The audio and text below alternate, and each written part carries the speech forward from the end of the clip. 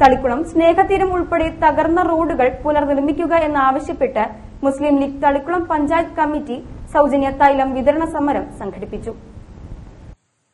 Jal Jeevan mission കുടിവെള്ള പൈപ്പിടാൻ പൊളിച്ച road പുനർനിർമ്മിക്കാൻ നൽകിയ 6 കോടി രൂപ എന്തു ചെയ്തുവെന്ന് തളിക്കുളം ഗ്രാമപഞ്ചായത്ത് വ്യക്തമാക്കണമെന്ന് മുസ്ലിം ലീഗ് ജില്ലാ vice president KA Haroon Rasheed ആവശ്യപ്പെട്ടു.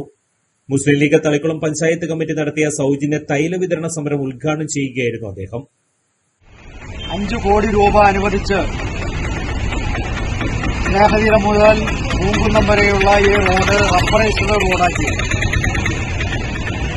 വർഷങ്ങളേറെ കഴിഞ്ഞെങ്കിലും ഇന്നേ വരെ ആ റോഡിന്റെ ഒരു അറ്റകുറ്റപ്പണിയും ഈ റോഡിൽ നടത്തിയിട്ടില്ല.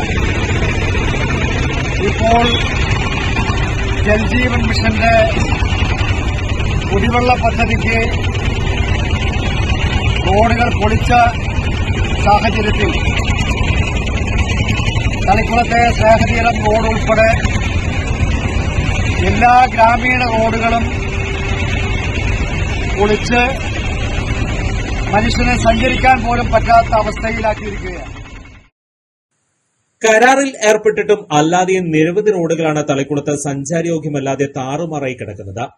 2005 UDF ഭരണകാലത്ത് CRF ഫണ്ടിൽ 5 കോടി രൂപ അനുവദിച്ചുകൊണ്ടാണ് സ്നേഹതീരം മുതൽ പൂങ്കുന്നം വരെ റബ്ബറൈസ്ഡ് ചെയ്തത്. അതിനുശേഷം ഒരു അറ്റകുറ്റപ്പണിയും ഇതുവരെയും നടത്തിയിട്ടില്ല. ഇപ്പോൾ പൈപ്പിടുന്നതിന് റോഡിന്റെ ഇരുവശവും പൊളിച്ച് ഒട്ടും സഞ്ചാരയോഗ്യമല്ലാത്താക്കിയിരിക്കുകയാണ്. നിരവധി വാഹനങ്ങളും വിനോദസഞ്ചാരികളും ആശ്രയിക്കുന്ന പ്രധാന റോഡാണ് സ്നേഹതീരം റോഡ്. ഇത് സഞ്ചാരയോഗ്യമാക്കണമെന്നും ആവശ്യപ്പെട്ടു. മുസ്ലിം ലീഗ് പഞ്ചായത്ത് പ്രസിഡന്റ് PM അബ്ദുൽ ജബ്ബാർ അധ്യക്ഷത വഹിച്ചു. തല്ലിത്തകർന്നു കിടക്കുന്ന ഒരവസ്ഥയാണ്. പല നാളുകളും ഈ ഭരണസമിതിയോട് ആവശ്യപ്പെട്ടിട്ടും അതുപോലെ തന്നെ പല പ്രത്യക്ഷ സമരങ്ങൾ നടത്തിയിട്ടും ഒന്നും ചെവികൊള്ളാതെ ഒരു താന്തോന്നിസമായ ഒരു ഭരണവുമായിട്ട് ഈ തളിക്കുളം ഗ്രാമപഞ്ചായത്ത് ഭരണസമിതി മുന്നോട്ട് പോയിക്കൊണ്ടിരിക്കുകയാണ്.